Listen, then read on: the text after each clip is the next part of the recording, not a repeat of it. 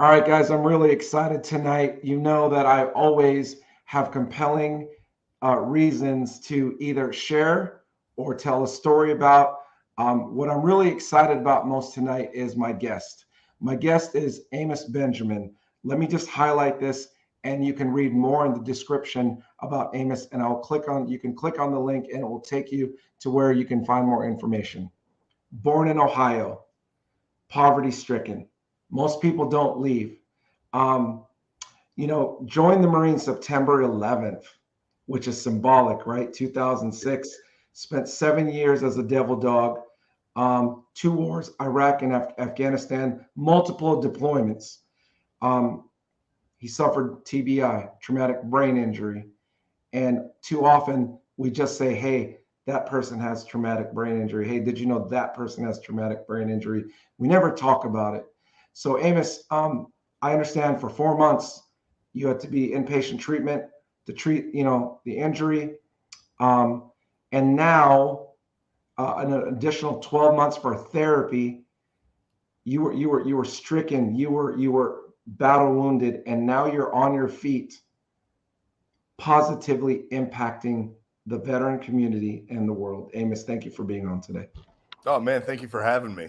I appreciate you, brother. Let me just ask you a couple questions and then we'll get into the meat of why we're talking. What made Yeah. you join? What made you say, you know what? I'm joining. Well, a lot of things, man. Like I had an older brother who was in the service at the time. And so it was always something that intrigued me and inspired me just because I saw, his service over the years. My grandfather was a Marine. A lot of people from my hometown have joined the service and everything. So I saw the good it did in people and the change that it brought to your life, the positive stuff. But then, obviously 9/11, and it was funny. So like when I first thought about it, like, I'm going like, okay, I'm going to do this thing. Like I didn't have the grades to go to college, man. Like, I was like any other kid who's like, man, small town, I'm not getting out of here. So I didn't take school seriously. I didn't take life seriously. So I called my brother and I'm like, hey man, I'm thinking about doing this Marine Corps thing. I was like, so what do I do? And he's like, go talk to your recruiter, man, and don't join the infantry. So I go see my recruiter, and he's like, all right, cool, man. Like, what do you want to do? And he knew me from coming to my school, sporting events, stuff like that. He's like, so what do you want to do? I was like, well, I want to join the Marine Corps. He's like, okay. I was like, and I want to be in the infantry. And he was like, huh? So I only took half my brother's advice, and off I went, man. And for that recruiter was like, what? How easy Yeah, is this? like because my brother had called him and said like, hey, make sure you take care of him, get him what he wants, because this is his decision. And a lot of recruiters, they have quotas to meet, they have stuff they have to do on their end. But my brother did me a solid and called him. I definitely didn't think. I thought at least like my brother was going to say like, hey man, don't let him go to the grunts.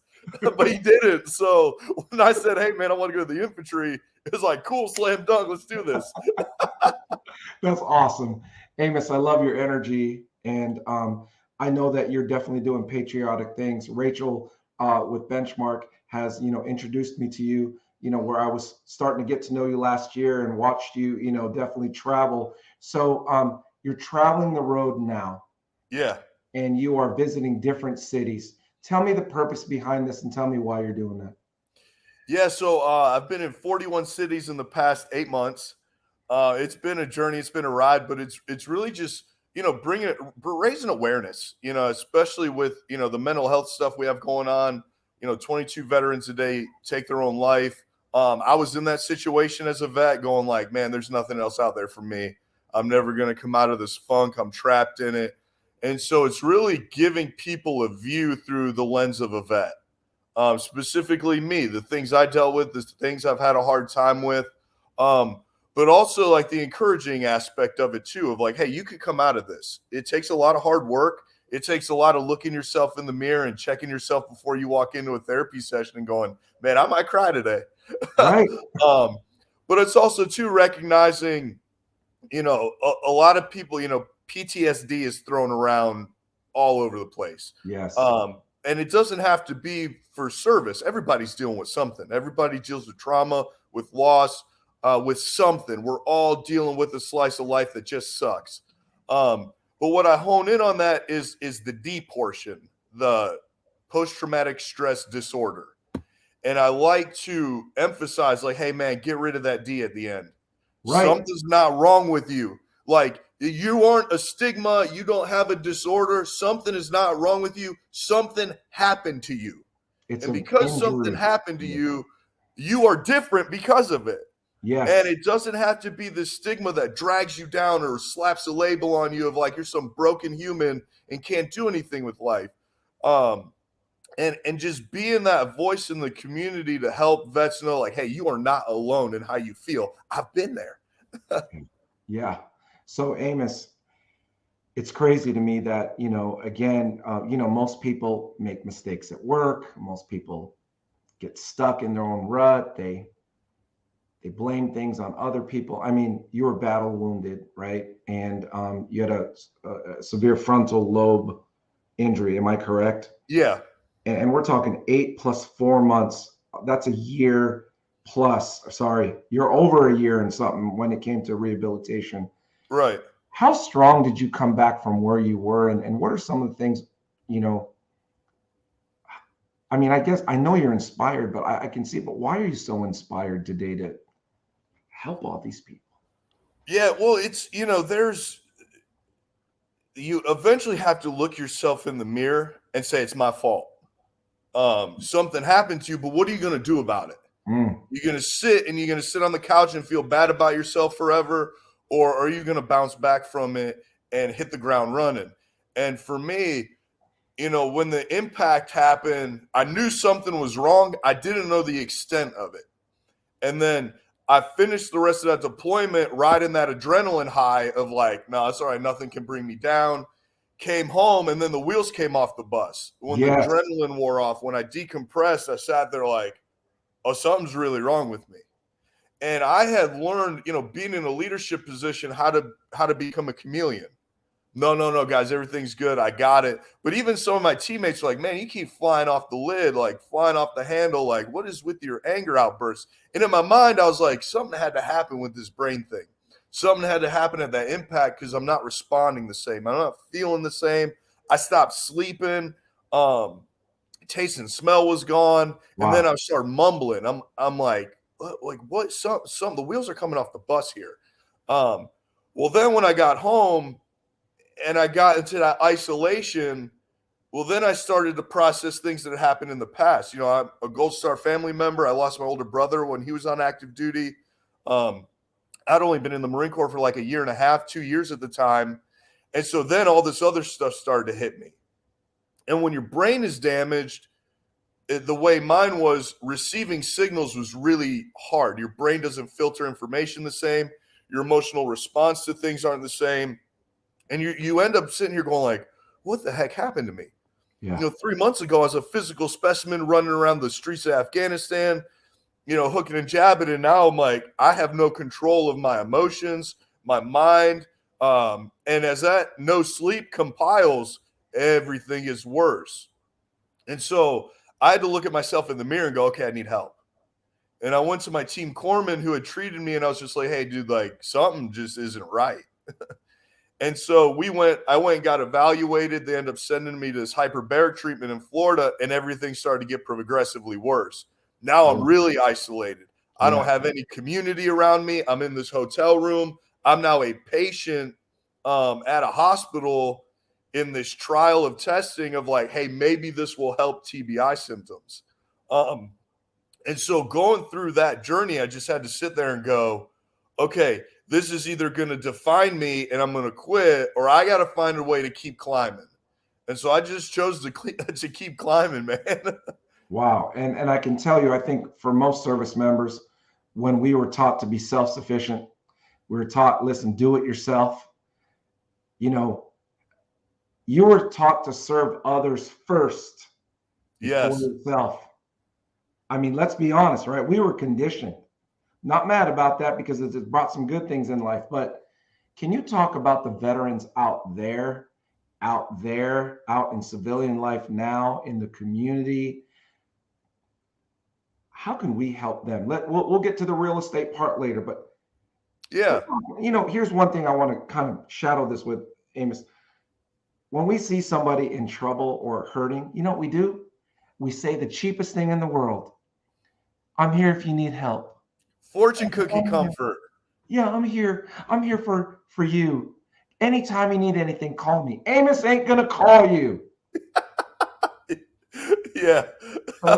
So Amos, there's veterans in our community that can help. How can these people help? How can these people say they want to help instead of saying the words? What action can they take?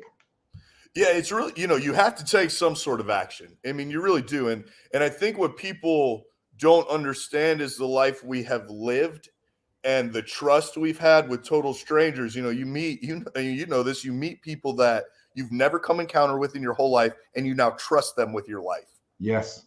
And so there is a gigantic trust factor of yeah, I trust this stranger more than I trust you. And then now I have to get out of that situation and enter in the civilian world. It's hard to have that trust when you're not going to be in a life or death situation with people.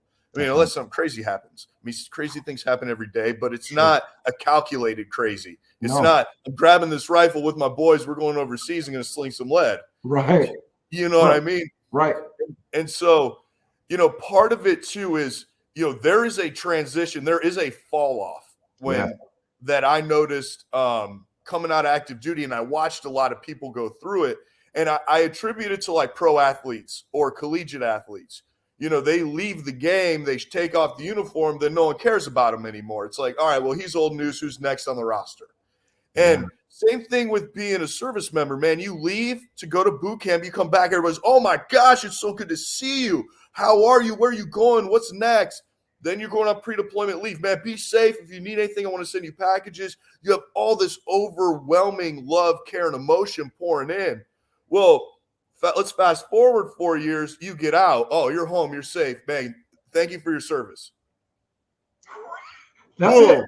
It's like, wait, you don't care about what I'm doing? Oh, my gosh. That's true. There's a fall off of like, do people actually care about me? Right. And I went through that. It was just like, hold on a second. Last time I was here, it was like, oh my gosh, he's here, he's back. Yeah. And I really think there's a fall off, and it kills the confidence of a service member coming out. 100%. I mean, I tell people there is something that happens when you take off that camouflage uniform for the last time, you have that DD-214 in your hand, and you drive out the front gates. Hey, you're never going to be that cool again. You're not. Right. And I love the term fall off, Amos, but instead of just falling off, your system that you were used to is no longer your system. Oh, you belong to the brotherhood. You can wear the jackets and the hats, but the system that you woke up to, the system that you served, ate you up, now you're out. And there's a stability portion to that too. I mean, you had a barracks room, you had unlimited food, you had the best health care you could ever ask for. You had superiors around you that cared about you, you had peers, you had your boys, you had everything that embodies stability. Yes. And then boom, it's gone. Don't forget the free 1,000 ibuprofen. Yes. Pill of ibuprofen, bro. 1,000 milligram of ibuprofen. I know all that sounds funny.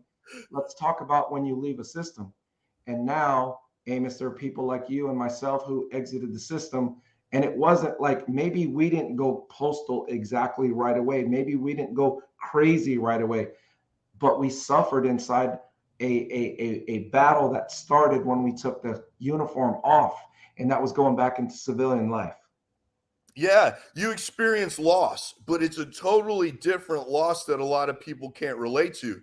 You lose stability, you lose community, you lose healthcare, you lose a way of life, and then you experience, you lose, people don't care about me the same anymore. And you have to make sense of it in your own mind. It's like, but I'm not doing that anymore. Right. There is a reason for it, and I have to make sense of it. It's not that people didn't appreciate me. It's not that people didn't love me. They still do, but I am not in harm's way anymore. And now I have to take what I learned inside that system, apply it to life, and that's my new stepping stone. Now I have to step onto the next stone, into the next one, into the next one. And I have to close this book. I'll never forget it. You never will. I mean, those are the best years of my life up to that point. Yes, sir. And even good, bad, the ugly, it was amazing for a learning experience, for a growth, professional, developmental. It was awesome. But now, how am I going to take that and apply it to elevate myself again? I just went and sacrificed all this stuff. I'm not going back to my hometown and taking a step back. Right. Where am I going next? Isn't that crazy? I did the same thing, brother. I'm from California. And I was like, man, I'm here in Nebraska. I was like, hold on, man. I'm making $18,700, right? As an E4, bro. As an E4, right? I'm thinking, I'm not going to get BAQ. I'm not going to get BAS. What do? I froze, bro. I took the first $20,000 job that I could find and worked an hourly wage. But again, it's not about me. It's about, I want people to know how our mind thinks. Sometimes we simplify things so much that we don't look at the opportunities in front of us. So Amos, in your mission now, visiting these different cities, how many cities have you visited in the last 3 months? Or Oh gosh, 3 months, I'd probably say 25 to 30. That's crazy. More than Van Halen, bro.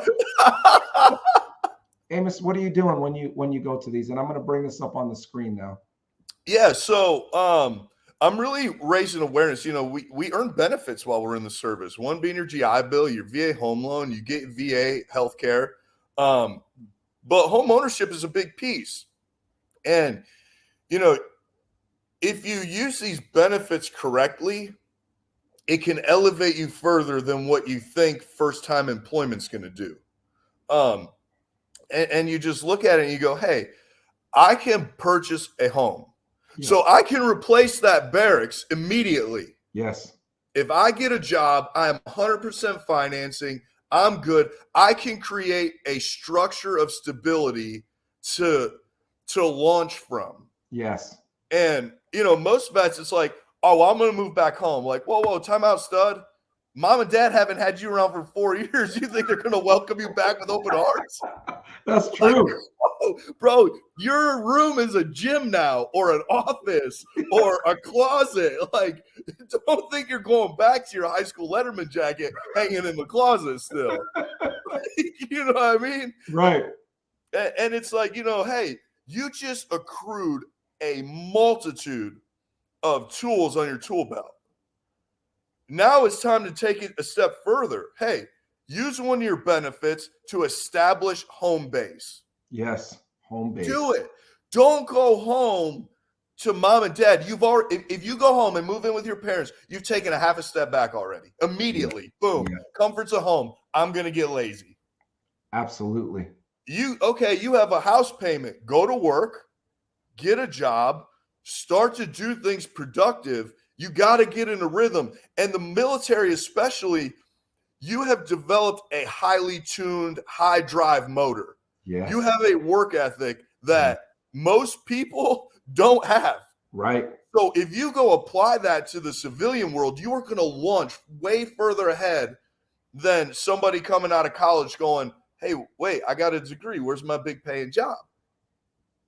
Absolutely. You can take yourself way further if you just apply yourself forward versus retreating to the comforts of home. Absolutely. And so I'm going to put the link here in the post, but okay, Amos, you're coming through. It's at the SAC Museum, which is a phenomenal museum. I helped move some of the airplanes there before a long time ago when it opened up from Offutt Air Force Base. But besides all that, man, we're bringing this community together. I'm calling on my brothers and sisters who served. I want them to meet Amos Benjamin, me first though. I want me to meet you first. And then I want the civilian population to come listen to the message.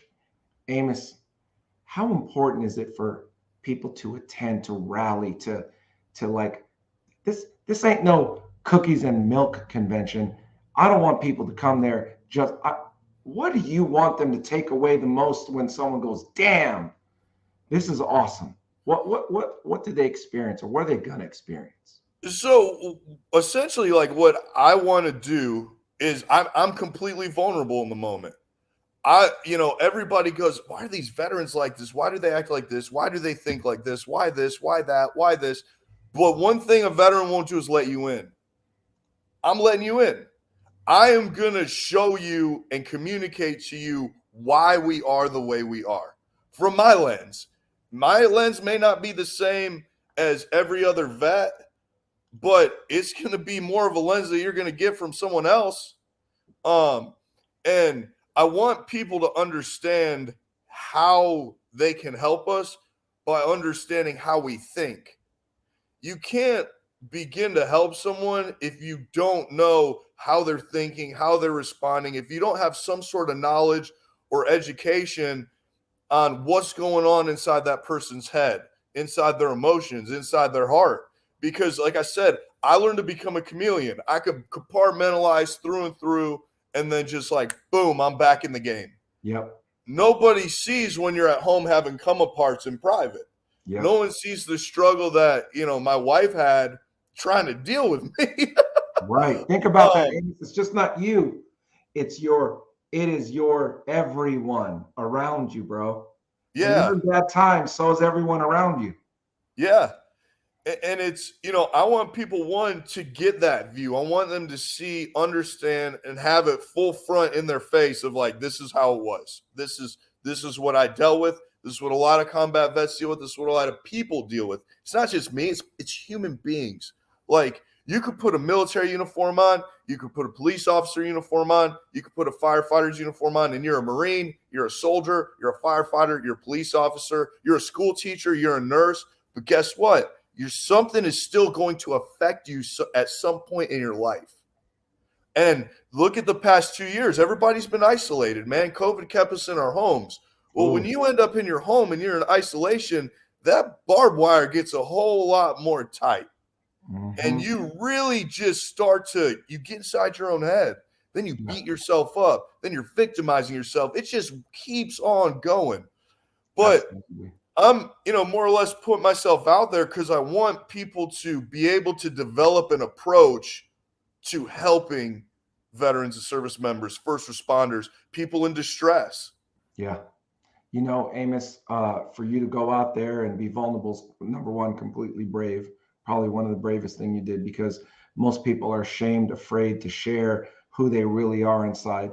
Authenticity is what I feel like when I'm talking to you, Amos, because we're not bragging about Marine stories right now, right? We're talking about how your life was, from crawling on your belly to where you're at now. What I'm going to do, and I'm asking if this is the right thing to do, because I want my friends and my colleagues to follow suit. I'm going to invite community leaders. Matter of fact, I've had some really good people respond. Business leaders, veterans looking for jobs, veterans looking for information, civilians looking for information. I think that there's no one that this event does not fit, because if they it's for everyone, man. Exactly. I think if people just hear Amos Benjamin, they're going to want to freaking lift a plane off the floor all in unison, right? Like, Amos, I hope so. I want to stop. I want people to just stop, just besides saying, thanks for your service, Amos. Thanks for your service, Jay. Let's not say, here's how you can show up to the event. Oh, Jay, I never served before. I never, you. Listen, I don't care. I'm calling you to serve right now. I want you to come to this event right now. That's so important. I tell everybody, you don't have to wear a uniform to serve your country. Yes. You can serve your country by helping somebody in uniform, by giving back. Life happens. Sudden death happens on the battlefield. It happens in life. Yeah. You know what I mean? It doesn't have to be about death. Hey, man, trauma happens in families. People come from drug abuse, alcoholism, all sorts of stuff. It impacts us. Look at, hey, you could be a service member, go from the battlefield and struggle with alcohol when you get out. Absolutely. That's life. That has nothing to do with it only happens because they were in the military. No. Absolutely. Blow that out the water. Right. I mean, this is life stuff. And, I find it too, like, people look at, the few and the proud, these Marines are so tough. And it's like, look, man, tough guys need help too. And it's okay. It is okay to ask for help. It is okay to cry. It is okay to need somebody to just talk to. And you don't have to feel ashamed about it. And I did that to myself, man. I victimized myself. Like, this happened to me. This happened to me. And I'm angry and I'm hateful and I'm not proud of my service. I'm not proud of the life I'm living. I'm not proud of, this person I was to this person I've become. And it's like, well, if you're not proud of it, change it. Yeah, that's right. Like, you can change today. That's freaking awesome. I love it. Amos, I'm going to wrap this up. So I'm going to state something to you, and then I'm going to ask you your final question. Then we just need people to take action. Amos, you served our country, brother, right? Your down payment was in blood, almost up to blood, right? Yeah. You were selfless. You know what I mean? You struggled hard and you paid the price. And I'm sure that the battle doesn't magically end. I'm sure that to keep you sharp like you are, you got to push through the next day and the next day and the next day. But Amos, you're not just talking about it, brother. You're going to cities. You're talking to community leaders. You're talking to the financial sector. You're talking to the damn near homeless vet or the homeless vet. You're rucking out there. I know that you're involved in many nonprofits and I know you ruck still, which I hope you ruck with us, but let's not answer that right now. But Amos, hey man, we'll work it out. but Amos, you're the real deal, man. And people like you, that's what the backbone of our country is built on. And beyond serving, brother, you continue to serve. And it hits me right here. Like just talking about it, man. I've never met you before physically. We've talked, we've texted, but there's one thing that no one can deny us, and it's our brotherhood. I will always have your six, man. If it's 1:40 in the morning, you need to talk to somebody. The only reason that you don't call me is because it's your fault. Do you know what I'm saying? Exactly. I'm so glad you said that, because that's all it takes, a phone call. And I just had, there's two things I want to hit on before we wrap this up is, absolutely. I'm traveling the country. I'm doing all this stuff. I've spoken at multiple events from a couple thousand people to a couple hundred people to all different shapes and sizes. I don't care if there's one person that needs to hear the message. Dang it, I'll come do it. And, I had a guy come up to me at our annual fundraiser this past week. We raised over $1 million for veteran brain care. And this guy came up to me. He said, hey, man, he goes, good to see you again. Do you remember me? And I'm like, I hate when I can't remember somebody. But right. I've seen thousands of people over the past few months. I talk to people all over the place, involved with 2 different nonprofits that I help regularly. I'm out in the community. I'm doing all this stuff. So it's like, man, I'm sorry, but I don't. I'm like, but what's up? And he, as soon as he said it, he goes, we talked last year after you gave your message. And it's like, boom, remembered him. I'm like, I know exactly who you are. What's going on? He goes, a year ago when we spoke, I didn't want to live. And he said, and you told me something. And I remember the conversation is I came off the stage and he was right there at the stairs. And I don't care. Hey, what's up, man? How's it going? And he said, man, he goes, we talked and you said, in order for somebody to know what you're going through, you got to tell somebody. So if you're alone and you're going through that, you got to call somebody, man. I said, you got to pick up. You could call me. I gave him my cell phone number. I'm like, I'm on social media, bro. Call me. I don't care. Like, let's do it. Yeah. And he goes, he gave me this challenge coin. He shook my hand. He goes, I called somebody. Damn. And he goes, and I have my own real estate team now. I'm going to church. My wife and I are happy again. He introduced me to some of his coworkers that are on his real estate team. He's like, and all I had to do was call somebody. He goes, and I wouldn't have done it if you didn't tell me to. And I was just like, holy crap, man, this is a year ago. And this dude is flying high now, and he is just killing it. And I'm like, that's it, man. Like, you have to want it. You have to want it for yourself. You have to want it for your family. My wife's my best teammate. Yeah. And she became my best teammate by letting her in so that she could help me navigate all these struggles and everything. But most importantly, I had to spiritually heal, man. Yeah. I had to get on my knees and pray. I had to turn to God. I had to heal my broken spirit. You know, we talk about it in the military all the time. The warrior spirit. This unbreakable spirit. No, that spirit can break. Yeah. It can. And mine was severely broken. Yeah. And it took the creator of that spirit to heal it. And I started getting in church. I started going to men's groups. I started hosting a Bible study at my house. I started really investing in a relationship with God because I was always the retreating Christian, man. I was like, oh my gosh, everything's so hard. God, deliver me from it. I promise I'm going to learn this time. Negotiating. Oh my gosh, I pray. And then like, boom, I feel good. Go back to my old ways. And then boom, something bad happens. Oh, hey, God, I'm back. Hold on, time out. Listen to me, please. I'm so sorry. Please help me. Give me the strength. Oh, yeah. And even through my journey in the military, I was always praying for strength. I was always, God, give me the strength to get through this day. Give me the strength to get through this firefight. Give me the strength to get through X, Y, and Z. Give me the strength to lead. And it hit me. I was like, strength isn't built without a whole lot of resistance. That's damn right. And it's how you respond to that resistance. And God's going to equip you to do that. And you can come out the other side. Well, you got to own it, man. He chose us a long time ago, from the time he placed us in our mother's womb. Damn. And you have to choose him back. Yeah. And for me, I had to really grasp hold of that at my lowest points in life and go, okay, I'm done. I can't do it anymore without you. I was completely out of gas. And dude, wow. The encounter I had with God over and over and over the past few months, it was just like, oh my gosh, I see it so clearly now. Yeah. And if you ask 20-year-old Amos, like, what are you doing when you're 33? I'm like, I'm still a hard charger in the military. But really, it's like, no, man, I'm traveling the country giving my testimony about how God brought me out of it. Because none of this craziness even happens if he doesn't grab hold of me and show me his purpose for my life. And it took, listening to a sermon after I really started investing with God. And this pastor, I'll never forget it, Justin Kendrick at Vox Church in New England.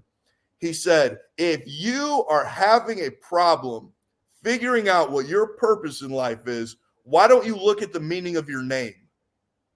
And I was like, I'm like, I don't understand where your angle is. He goes, God put your name in your parents' head before you even breathed air, before you even developed arms, legs. He goes, you were a little thing in there called a heartbeat. Yeah.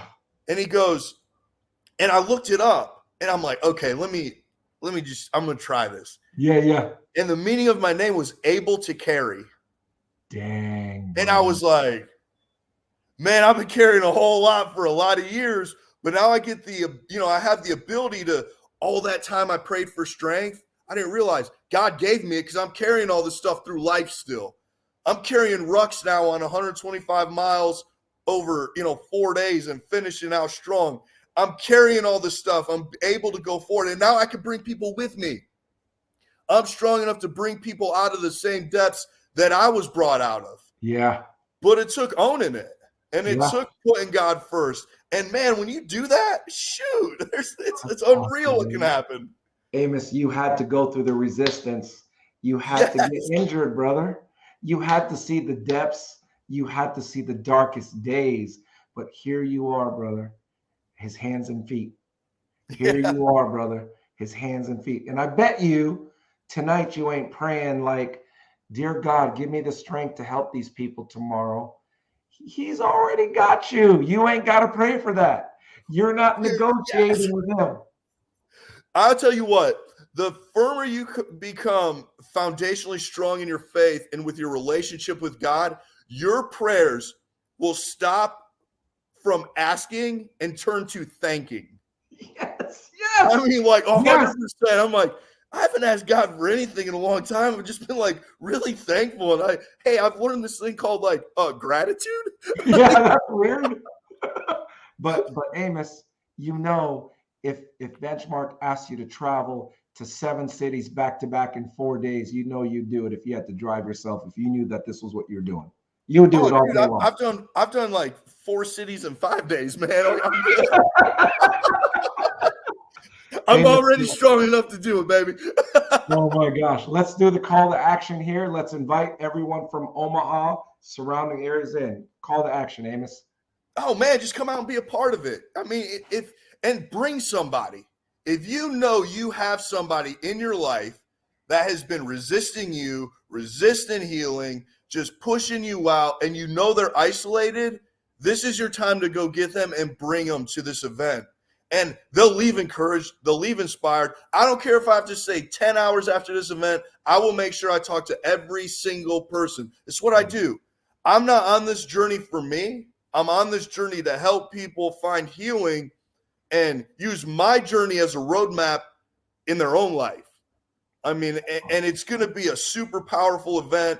It's for everybody.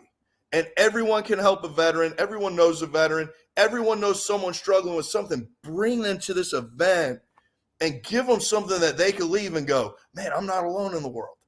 This total stranger who I don't know from Birmingham, Alabama, just came in and let me know that he feels the way I feel too. And it's okay. And I can come out of it. And I can move forward and do great things. But I got to look at myself in the mirror and say, it's my fault at this point because I'm doing it to myself. That's right. And I will help in any way I can. I'm so pumped to see everybody, man. This is awesome. Amos, I'm grateful for your service. Number 2 is I'm grateful for you sharing your story. And then number 3 is I'm grateful to God for having met you, brother. I didn't know where this was going to go, man, but it went to a place that we could not imagine. And guess what? If one person hears this tonight and makes it, if 2 more people hear it tonight and make it, if we can get everyone, all my colleagues to invite, I want to introduce as many people as I can to Amos Benjamin. Man, I'm super excited. And hey, this is who I am. I don't hold it back.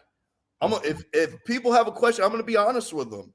And It's not to put anyone down. It's encouraging, man. Everybody is going through something, but we're all stronger when we're together. And remind them what Amos stands for again, what it means. What does the name mean? Able to carry. Able to carry. Brother, I'm going to carry that with me. Appreciate you, Amos. Oh, man, I'm super